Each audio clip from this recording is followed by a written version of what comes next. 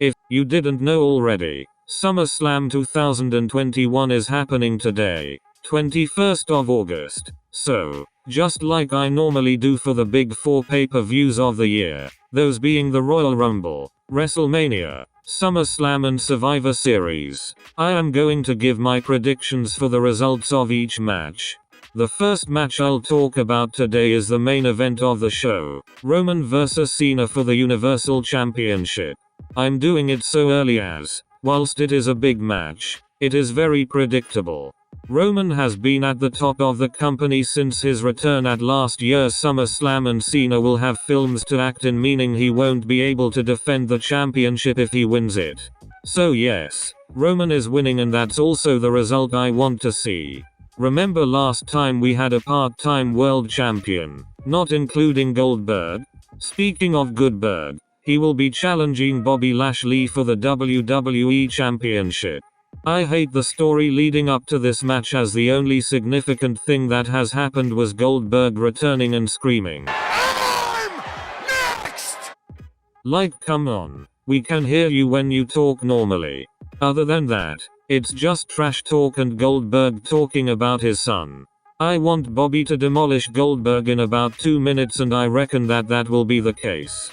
The person who was champion before Lashley was Drew McIntyre, and he also has a match at SummerSlam against the modern-day Maharaja Jinder Mahal. I'd say that this story has been entertaining due to the wackiness of it, with Drew threatening Jinder, Veer and Shanky with a sword, as well as unloading with a chair on Shanky. I feel like it's quite clear that Drew will win here before most likely getting drafted to SmackDown to feud with Reigns at some point. I also want Drew to win, and I think it will be another short match. Hey, did I say short? Why, yes I did. I'll tell you who is short. The 5 Feet of Fury, also known as Alexa Bliss. She will be facing Eva Marie. Alexa's new character isn't working for me, and Eva Marie is terrible. Just look at how unconvincing her falling over was. Oh, and her slaps. I don't see this going any longer than 5 minutes, and I think it will be similar to Alexa vs Randy from Backlash, where Alexa just used her powers to make things fall from the roof and use pyro. This will scare Eva and she'll fall over or something. Get hit by the Twisted Bliss, as she just has to lie there to sell it and get covered for the 1, 2, 3. I don't even want this match to take place, but if I had to pick who I wanted to win, it'd have to be Bliss. Just bring her old character back already. A match that might not take place, according to speculation, is Bianca Belair vs Sasha Banks.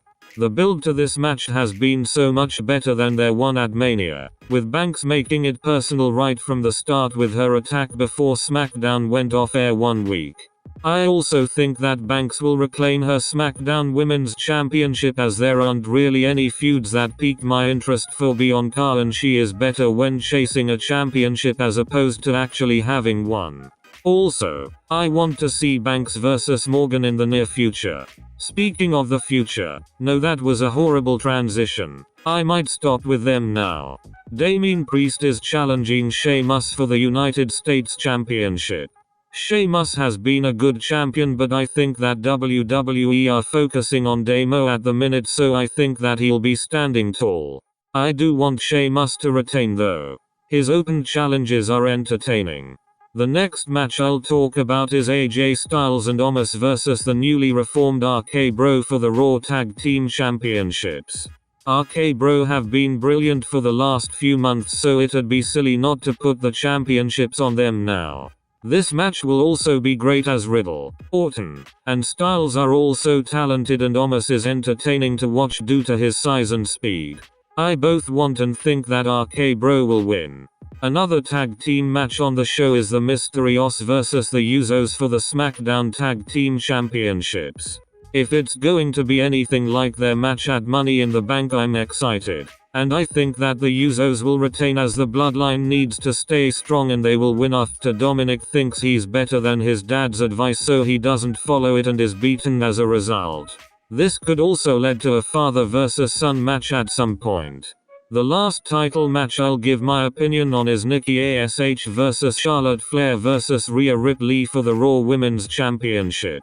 Nikki has not been booked well as a champion, with her only win so far being a fluke over Flair, but that doesn't stop me from thinking that she'll retain in surprising fashion after pinning Ripley, because WWE can't make Flair look weak for whatever reason.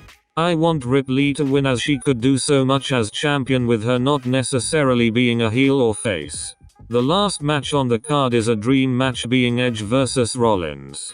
This dates all the way back to, I believe, 2014, when Rollins threatened to break Edge's neck in order to get what he wanted, and now that Edge can wrestle again, he wants revenge. Rollins has also much more recently cost Edge the Universal Championships to add to the drama. He did it because he didn't feel that Edge deserved the opportunity. The promos have also been great. I loved the line that went something along the lines of, "If I didn't hesitate, you wouldn't be pushing your daughter on a swing set because she'd be pushing you in a wheelchair." This is probably the hardest match on the card to predict, but I'll have to go with Rollins getting the win so he can go on to face Reigns, as they've been teasing it for months now.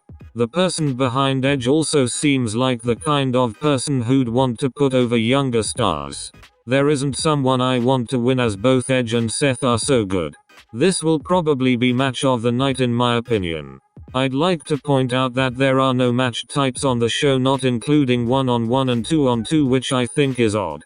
I also think that Nakamura vs Cruz should have been on SummerSlam rather than SmackDown, but oh well. I hope that whatever they are doing with 2K22 is significant information too. I need more than a couple screenshots of Edge. Thanks for watching.